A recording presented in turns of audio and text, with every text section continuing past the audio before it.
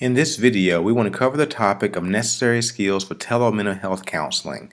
We want to talk a little bit about how do you set up your first session with your client, and also look at some things you need to do to make sure you're prepared if you're going to be practicing telemental health counseling. First of all, we want to cover the professional counseling competencies that you should have. First of all, we just want to look at the fact that you need to have the ability to express empathy. Now, you may be thinking this is one of the basic backbones of therapy. Why would we need to cover this in a training? Well, the reality of it is that we have to remember that empathy is something that we need to continue to practice, regardless if we're doing this in an online environment or in a face-to-face environment. And so sometimes that therapists do forget about that. That empathy is something we must continue to work on and continue to practice as a part of what we're doing. And so I want to make sure that I'm continuing to practice empathy and I'm expressing it in the best way I possibly can when I'm meeting with clients, especially in a telemental health environment. Also, issues of transference and countertransference. These will come up in an online environment. So as a therapist, we need to make sure we're watching out for any transference that our clients may be sending out to us, and maybe making sure we're dealing with that in an appropriate manner. But also, if we're feeling any counter transference towards them, then once again, that's dealt with in a proper manner as well, because these do come out in any type of counseling situation, but particularly they can come out in a telemental health situation, just because since you're not in the room at the exact same time with that person, sometimes it is a little bit easier for a boundary should be broken there, or for that transference to show up. So we want to make sure we're looking out for that. Also, is looking at fantasy. One of the big things especially for telemental health counseling, is to make sure that individuals, as they're practicing online, realize that this is not a fake world. That even though you're not there with them in the exact same room, that this is reality that we're dealing with. And so, for some people, they don't sometimes may not look at it as being a real counseling session, or they look at it as a different type of session, or less than what we do in a face-to-face environment. And so I just want to continue to remind them that, even though this is online, even though it may be through video or another means of telecommunication, or telemental health, that I just want to continue to remind them that we still practice counseling, and we still do some of the exact same things that we do in a face-to-face traditional setting that we would do in an online environment as well. And also, I think patience is another great thing for us to make sure that we are practicing. That we need to be patient with ourselves as we try to learn this new technology and realize that the mistakes will be made. Also, have patience for clients as well. That some of them this may be a bit of a learning curve for them as they're trying to learn how to practice or how to come to be a client in this new environment. And so, if we feel like they are appropriate for this service, then we need to make sure that we give them the time to reach through that learning curve and be able to practice in this way, so that they can be able to be helped through the use of telemental health counseling. And so patience is one of those things I think is just something you have to definitely grow in. Next, we want to talk about some technical competencies, and these go both for the majority are more geared towards the therapist, but I think some of these will be things that you can consider for your client as well. Just having quick or touch typing skills. Now, if you're using any type of messenger type of service where you're doing synchronous counseling with them, but you're typing out messages or whatever the case may be, that you don't want there to be a long delay in your ability to type back to that client. And so making sure you have the ability to type at I would say a decent pace of speed when it comes to your typing skills. And also, just with a lot of technology, especially with autocorrect, things of that nature, you have to be careful that the thing that you meant to type does get translated in the right way when you're typing it in. So those are just a couple of things to consider. Also, once again, comfort with internet tools such as downloading programs or using various software. This goes both ways for you and the client. How comfortable are you at downloading different internet tools or different programs? How comfortable are you at updating your computer when it needs to be updated? Or when it comes to virus scanning on your computer, is your computer up to date with its virus scans? Do your clients know how to do that as well? These are things that I'm going to make sure that I'm doing on my end, and I'm going to encourage them on the end of my client as well. And also, Basic computer skills such as adjusting the settings. Maybe their volume is too high, your volume is too high. Do you know how to adjust that on your computer?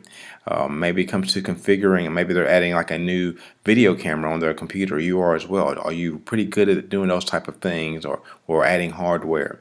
And so these are things that will occur at different times in the counseling process, and so we want to make sure that we are technical, we have the technical competencies to be able to do that. Also, the toleration of the need for swift responses to clients or delays in responses from clients. We live in a world where everything is instantaneous. People want a quick response or a quick answer to that. And so, especially if I'm doing synchronous counseling, we have to realize that many of our clients do want a quick response. But they may themselves, when they respond back to you, may take some time, and there may be a delay in response from them. And so just making sure that we're comfortable with that push and pull of them wanting information quickly from us, but them maybe not giving information to us as quick as we thought as we need to have it. Also, the ability to accumulate, store, and retrieve web links.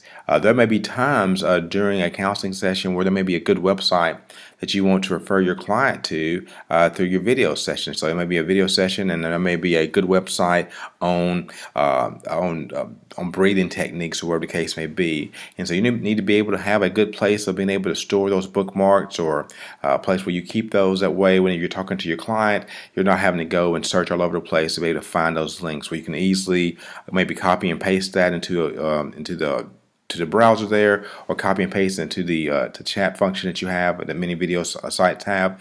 That way that they can keep a listing of the things that you're sending out to them. But just having a way of being able to keep up with some good resources that you find online. And also the ability to receive, store, and protect communications from clients. There will be times that clients may send you an email, or they may send you a text, whatever the case may be, or just any information that they want to share with you. So the question then becomes, how do you store that? What type of system are you using to store the client's information? Are you able to put it inside of your electronic health record, or what are you doing with it? And so just making sure you have a good place that's protected, so you can keep your client's information safe. Next, we're going to talk a little bit about client screening. One of the issues that comes up with telemental health counseling is for the therapist to figure out, how do I go about screening clients and make sure this person is the right fit for this type of therapy. And so I wanted to point out at least 4 things to consider as you're trying to go through the screening process. I believe there's obviously there's several other things that we could probably add to this list, but for me, here's 4 main things I will be looking at when it comes to some client screening that I would do. Number one would be just to test the client's knowledge of technical terms. When you talk to them about making sure their cookies are enabled for a browser, do they know what that means? And then can they tell you what that process looks like? Do they know what a browser is? Are they using Mozilla Firefox? Are they using Google Chrome? Whatever the case may be. When you're using terms like that, and they're not really sure what that means, that may be one indication that this may not be the best thing for them. Or when you talk about encryption, it's not like they need to be like a computer major to understand what encryption is, but being able to talk to them about encryption in such a way that they can understand what you're talking about, and to help them to understand that they need to be able to do that as well. Also, finding out the type of internet service that they have. There was a study that was going when it came out a couple years ago that showed that still about 2.1 million people still have dial-up service, which is, to me, is amazing. That in this day and age, there's still a great deal of people with dial-up service. So some people have dial-up, some people have high speed, and some people have fiber optic service. So if they have fiber optic or high speed, there really shouldn't be any issue with you being able to see them online. But if they're using dial-up, that's going to be a big issue, and so they may not be able to use a video-based services if they're going to be working with you. And if that's your primary way of meeting with people, then that may be one way of saying that of screening this person out of this process. Also, presenting issues. What are they presenting? What presenting issues are they bringing to the counseling table? And being able to make a discernment on a case-by-case basis, is this something that you can work with in an online environment?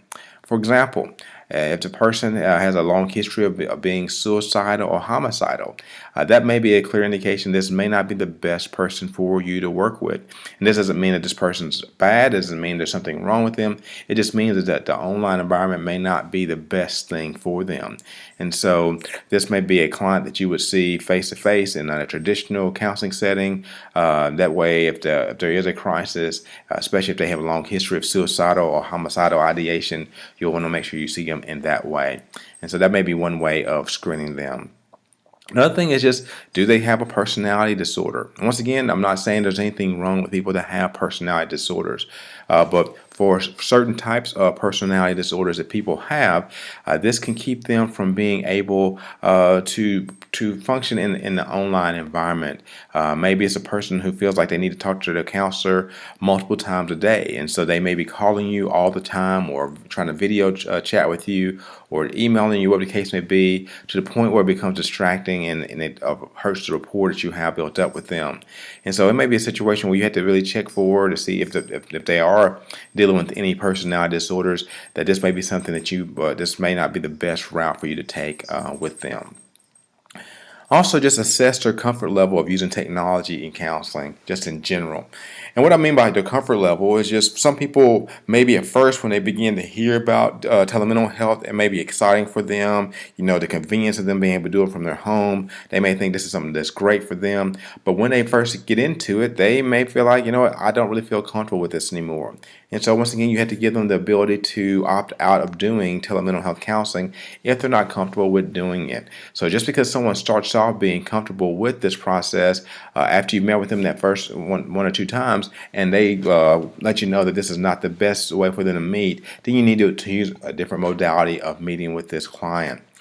And so these are just a few things that I do to help me to be able to screen clients to see if whether or not this is the best route for us to take when it comes to meeting them for the counseling session in a telemental health environment. Next, we want to talk about preparing for the first session of telemental health counseling.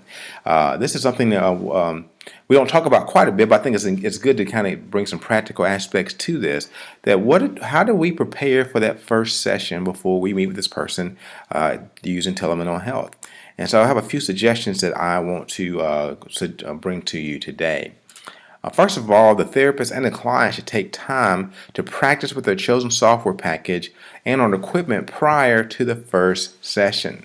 And so this may happen on an individual basis where the therapist practices with the software on their end and the client practices on their end, and they use that and just to make sure that everything is going to work well for them. I'm going to strongly encourage that individuals do that. Because the problem could be for a lot of individuals that they find some new software, it seems like it's going to be great, but may not work the way in which you thought it would. And so it's good to make sure that you're using software that you have practiced with and they have practiced with as well. And so this means you could either maybe put a tutorial on your website possibly to show how to use the software. This may happen during your first session or the consult session you have with them to see if it works. But there's a lot of different ways that this can be done, but both the therapist and the client need to take some time to practice. Also, to establish whether or not an initial face-to-face meeting is necessary to review technology that will be used in the session. Regardless of just depending on the viewpoint of the therapist, some therapists require there has to be an initial face-to-face meeting before they will actually go into an online environment. And so what I'm suggesting here is that you need to kind of establish whether or not you're going to go over technology in that face-to-face environment first, or if you're just going to try to do everything online. It's really up to you which way you decide to do that. I think in a perfect world, you would meet in a face-to-face traditional environment first, and then practice with the technology there, and then go to an online environment. But the reality is that's not the way it always works for individuals. And so you have to figure out when you're going to do that. But I think it's still going to be important that you establish whether or not you want to do a face-to-face meeting with someone first before you end up doing using technology in that first session. Also, just question the client about their current use and comfort with technology. I think that's something good to talk about. Some people are very tech savvy. They're using the computer all the time. They're familiar with Facebook and web chatting and different things like that. And so this might be something that they're used to doing all the time. And so even though they may not have a lot of experience using technology, that's not necessarily a bad thing, but you want to make sure that you check and question with them about their current use, and once again, how comfortable they are with technology, and that's going to give you a better picture of what they're able to do in the counseling environment. Also, the therapist and client should find a distraction-free zone for their appointments. It's going to be extremely important that whenever you are meeting with that client, that the zone that you meet with them in needs to be a place where there's not any distractions. That you want to be a place where if you're doing telemental health counseling from your home, you want to make sure it's a place where your kids aren't busting into your room or whatever the case may be, or same thing for them, that you don't want their kids busting in while the session's going on, and make sure there's not any other distractions in the background. It's going to keep you from being able to work with your client in the right manner. And so just making sure that these are just I guess private zones where no other people are going to be there while you're trying to provide services for them. Another thing I would strongly suggest is the use of headphones for all sessions. What that does is it helps to, I think, it keeps there from being feedback in the counseling sessions. It helps out with that quite a bit. But also another thing that it does is it helps to take out any background noise that can be happening. And so if I am working with a client and they're talking to me about whatever the topic is, and I'm using headphones, even if someone was to hear what was going on in the session, the only thing they're going to be able to hear is what I have to say on my end, and they won't hear the client's side of it, and the same thing on the client's end as well. And so the use of headphones is something that I strongly encourage for both the therapist and the client both to use. It doesn't have to be anything expensive. You can find a very, very nice set of headphones for $20 to $30 that you can use that will fulfill the needs of this, and something even cheaper than that, just depending on what you want. And so I would just strongly encourage that both you and the client have a set of headphones especially if you're doing video-based sessions. Also, just making sure you set your client verification protocol before that first session. For the therapist, if you're going to be meeting with them online for the first time, well, once again, we have to verify who this person is that we're going to be meeting with. And so, go ahead and get in your mind what that protocol is going to look like, and make sure you follow that protocol in your first session. That way, you can establish that this person is who they say they are. Another thing we want to talk about is just the proper use of lighting will enhance your video sessions. If you notice down here on the screen on the left-hand side, where the light is in reference to your camera is going to make a big difference whenever you're working with your clients, and same thing for you and for them. On the left hand side is just a picture of me where the light is in front of the camera, and so you really can't see my face, and so it's kind of distorted, and because of that you don't really know who you're talking to from that, and so it makes it very difficult to have a good session because they can't see who I am. Where the picture on the right, the light is behind the camera, and so now you are able to get a very clear picture of who I am in that counseling session. And so there's a big difference in these pictures, and especially if I'm talking about client verification, it's going to be a lot easier to verify who the client is if, once again, the light is behind the camera versus when the light is in front of the camera. So that's something, there's some practical things to consider on both ends. And also making sure the camera is at eye level. That's going to be really, really important to keep the camera at eye level throughout the counseling session. That way, as you're looking, it looks as if you are making eye contact with your client. And that makes a big difference in an online environment, that you have everything set up that way. Next, I just want to talk a little bit about referrals, and there's a couple slides about that. And the referral occurs when the goals agreed upon by the counselor and the client have not been achieved. Depending on your code of ethics, each code of ethics is going to tell you something different about referrals. But in general, we usually refer when we can't reach the goals that we've set together. And so maybe I've worked with the client using telemental health counseling for 2 to 3 months, and things just aren't working, and then we feel like we're not really getting anywhere. Then at this point, I need to realize it's time for me to be able to think about referring this client on to somebody else. So when do you do that? When do you refer? First of all, you refer when there's an inability to assist the client. You've done everything you know how to do. You've worked with this client. You've used the techniques that you've been trained with, and it's still not working. And so you've tried telemental health, and it's not really working well for you. Then you will need to look at referring that client on to someone else. Also, when you're creating an additional support systems for the client, that may be another good reason to refer.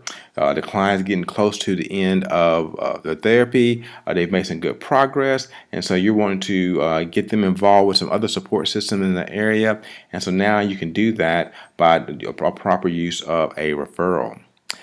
Or if the counselor is no longer able to be effective in the counseling process, there are times when that happens where we're just not effective. And so that happens sometimes with clients. And so when we realize that we're not effective anymore, then we need to look to refer. And also when the client is relocating. We'll say, for instance, you're seeing the client in one state, you're in the same state as your client, they move out of state, and you're not licensed in the state that they're moving to, then you need to be able to refer them or to someone to the location they're locating to. And so these are just a few reasons to refer. Well, I hope this video is giving you a better understanding of practically what that first session looks like and some of the skills that you need to have and some of the skills that your client needs to have as they're thinking about telemental health counseling. As I will repeat several times, this is not a practice for everyone. Not everyone will be comfortable using telemental health counseling. But for those who are comfortable using it as a therapist or as a client, we want to make sure we set our environment up in the right way and practice it in an ethical manner. That way the client can achieve the goals they're seeking out, and we can see them be successful in their life.